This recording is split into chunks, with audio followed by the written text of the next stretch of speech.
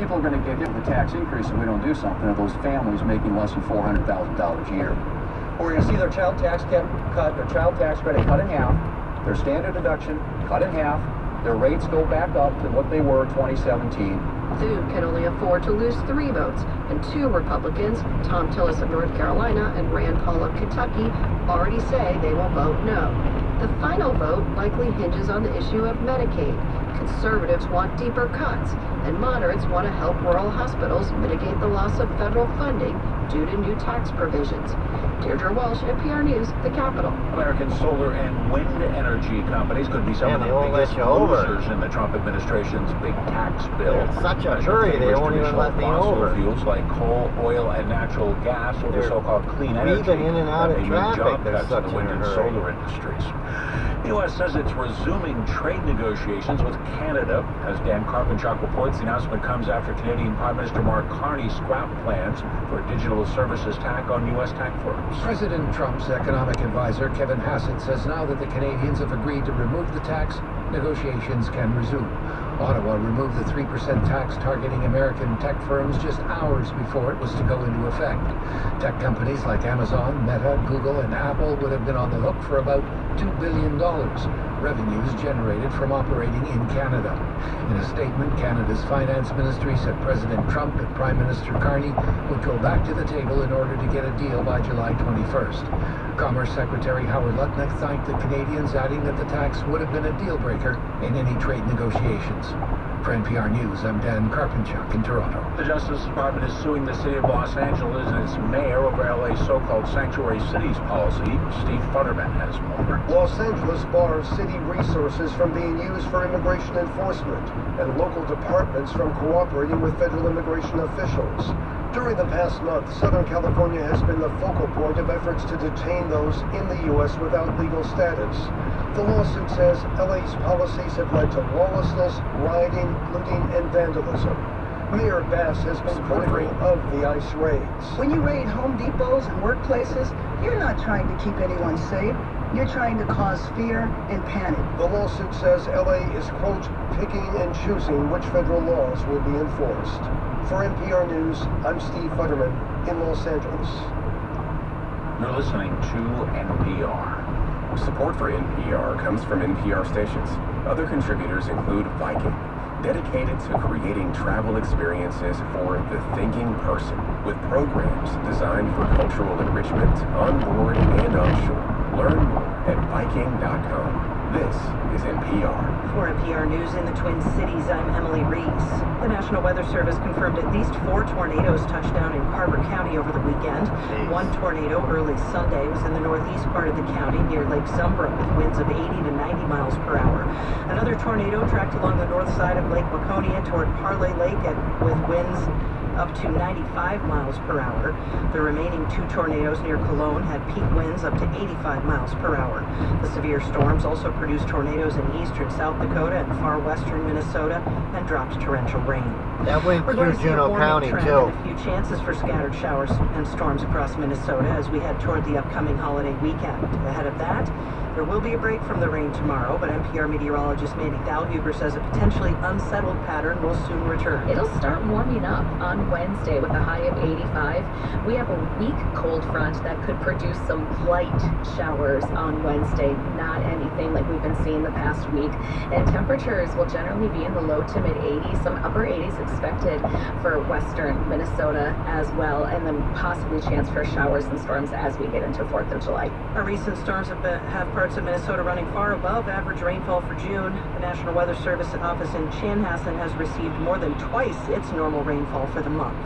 Wow. Julius Randle and the Minnesota Timberwolves are finalizing a new deal that could keep him with the club for the next 3 seasons. The deal is reportedly worth $100 million. On Friday, ESPN reported the Wolves also signed fan favorite Naz Reid to a 5-year contract worth about $125 million. Both players were key to the team's playoff run this past season. Minnesota forecast tonight, mostly clear, still a chance of showers and storms. Lows will be in the mid-50s to low 60s. Tomorrow, a lot of sun with highs in the mid-80s. You're listening to NPR News. All Things Considered is supported by M Health Fairview Heart Care. whose St. John's Hospital was named the Twin Cities top hospital for cardiology by Health Grades. Learn more at mhealthfairview.org/heartcare. This is All Things Considered from NPR News. I'm Ari Shapiro in Washington. And I'm Elsa Chang in Culver City, California. Senate Republicans are nearing a final vote on their tax and spending bill. It's a blockbuster that hits on a number of President Trump's key campaign promises, like making his 2017 tax cuts permanent and approving more money for border security and defense. Trump is demanding that they finish the job, but there is still one big problem, and that is Medicaid. NPR political reporter Elena Moore is on Capitol Hill following all of this and joins us now. Hi, Elena. Hey, Elsa. Okay, so I saw that voting stretched all through the weekend, which I know senators are always thrilled with when it happens. Where do things stand right now? Well, we don't have a final version of the bill yet. Lawmakers are still in the process of voting on amendments, and that's expected to continue into this evening. Democrats have proposed a bunch of changes, but they're getting voted down by Republicans.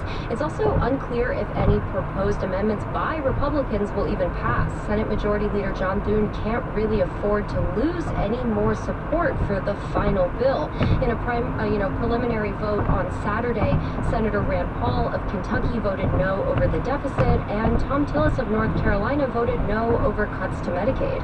All right, I want to actually talk about Tom Tillis because I saw that his no vote over the weekend led to his decision not to run for office again, right? What does that tell us about the political stakes for this bill? Yeah, I mean, the stakes are high. Trump has been pressuring senators to make a deal and get this done by July 4th. And when lawmakers have pushed back, they've faced consequences. After Tillis voted no on Saturday, Trump vowed to support a primary challenge against him next year. Hours later, Tillis said he wouldn't run. He's been vocal about his opposition to the bill since then. Here's Tillis sending a message directly to Trump on Sunday. But I'm telling the president that you have been misinformed. You supporting the Senate mark will hurt people who are eligible and qualified for Medicaid. Okay, well, let's talk about Medicaid. The program has been a real issue for Republicans throughout this process. What is Tillis flagging here exactly? Right, and we're talking about the joint federal and state health care program for low-income, elderly, and disabled Americans. That's what Medicaid is. A handful of Republicans, particularly those who represent large rural areas, have been hesitant to support big changes to Medicaid. They say it could seriously hurt, for one, rural hospitals. But at the same time, there's a group of, hard-right fiscal conservatives who still want to see more cuts to the program because they say it'll help the government just offset the costs of this big bill. Senator from Florida, Rick Scott, is introducing an amendment that would reduce how much the federal government contributes to individuals on Medicaid expansion, and that could bring in hundreds of millions in savings. Okay, savings, but there is always a trade-off with savings. What would all of those cuts do to insurance coverage, you think? Yeah, well, Democrats on the Joint Economic Committee say nearly 20 million people could lose health insurance if they pass the bill with Scott's amendment. And even without it, Elsa, the nonpartisan Congressional Budget Office says almost 12 million people could lose coverage under the current bill. And that could be a real problem for Senators Susan Collins of Maine, Lisa Murkowski of Alaska, who have been concerned about Medicaid changes. And remember, Republicans can only afford to lose 3 votes. Every vote is critical. That is NPR's Elena Moore. Thank you, Elena. Thanks. Each year, about 15% of listeners choose to donate to Minnesota Public Radio, and that support powers NPR News for everyone. Our budget year ends on Monday, and we're asking you to donate and join as a member. State funding for NPR's arts and cultural programming has been cut in half, and federal funding for public media is at risk. If NPR News matters to you, now's the moment to act. Start your monthly gift today at nprnews.org. Thank you. I'm Catherine Richard, and we are on the last day of our end of fiscal year member drive. A lot of lasts today. We're facing... Okay, well, there we go. Okay, that's, I think, where that park is. There's a park here.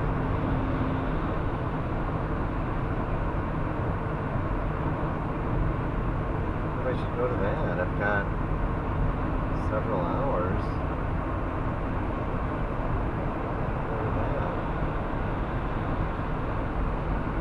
This is would save me gas if I do it now.